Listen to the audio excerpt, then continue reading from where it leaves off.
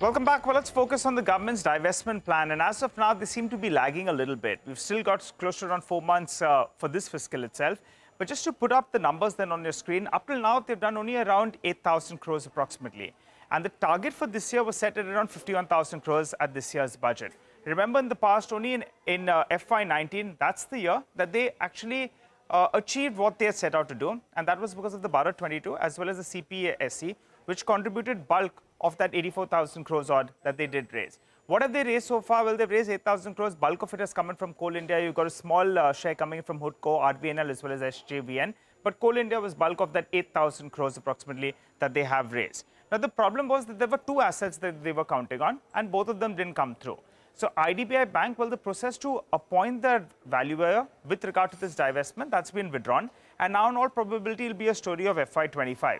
The government, remember, they hold close to around 45% stake in there. You have LIC as well that holds a large chunk of around 49% odd. And the current value of that 45% will be close to around 30,000 crores approximately. But that's, taken a pause as of now, and the street is not optimistic about that going through. The other one was the NMDC steel plant. For years, I've been hearing about this plant going to be commissioned. It's actually commissioned. They were factoring in that they'll sell close to around 50.8% stake in the company, and they'll raise close to around 11,000 crores. They're invested close to around 25,000 crores odd. So at 100%, it would be valued at around 22,000 crores approximately.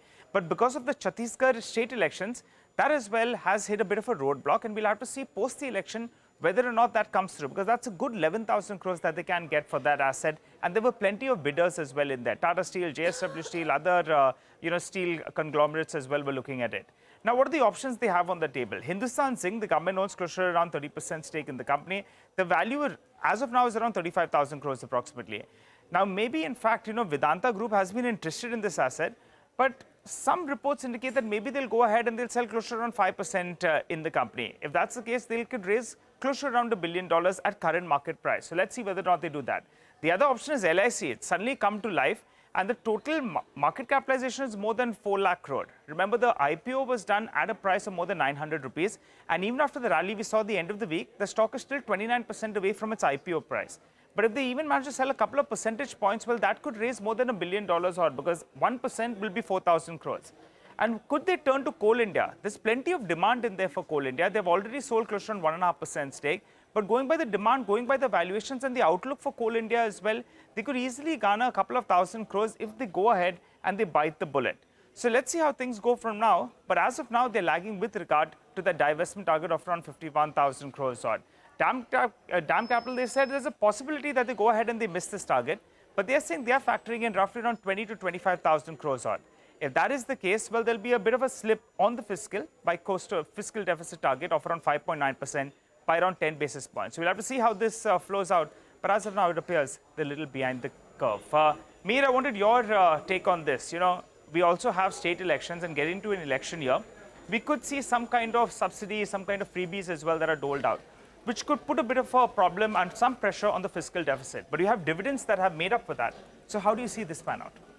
So I think being an election year, state as well as central, my guess is that all the cases where there is some strategic divestment involved may be postponed, right? So I don't think they'll take any little bit political sensitive decisions before the election. So those I think we can rule out. But on the other hand, the GST collections are quite robust. Yeah. And a 0.1, 0.2 slippage in GST should not be that much of an issue. So I don't think the government is under any time pressure to do this. If they can do it, fine. If it doesn't happen, it won't be a big issue, I guess, from the fiscal point of view. Yeah. But given the market conditions and the fact that PSUs have been some of the best performing stocks in this year, even if they wanted to do it, I don't see too much of an issue. It's just a question of the will to do it. And we still have 4 months in the year. Yeah, indeed. And most of the economists, they are penciling a number of around 6.1, 6.2% approximately. Exactly. The government said they'll do 5.9%. So I think pretty much, everyone's prepared for a bit of a slip out there. Absolutely. We'll have to see the nominal GDP. Actually, they had forecasted as 10.5%. But I think most are factoring in 8 to 9% also. That'll be the various parts of the puzzle. But as you said, some kind of slippage is being factored in the price as of now. Absolutely. It's been a great conversation, Mihir. Thank you very much for joining in. With that, it's a wrap on this edition of Editors Roundtable. Stay with us. More news and updates continues.